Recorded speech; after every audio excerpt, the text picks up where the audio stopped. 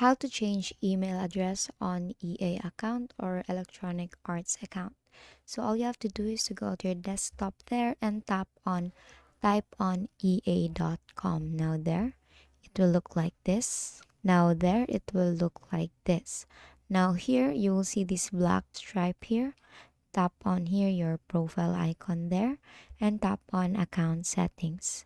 Now here on your account settings, you will be directed here to your about me section, and it will look like this. Basically, it will give you your basic information, your email address, your phone number, and so on and so forth.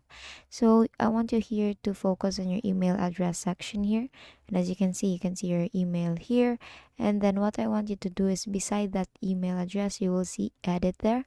Tap on that and it will actually give you a verification code on your Gmail. So you may want to open your Gmail account here and then just confirm your verification there. Then tap security code there. Now, once you've tapped on your security code, tap on submit and it will actually ask you to enter your new email address. Then once you confirm your new email address, they will actually give you another verification to your new email address. Then basically you have successfully changed your email address on your EA account.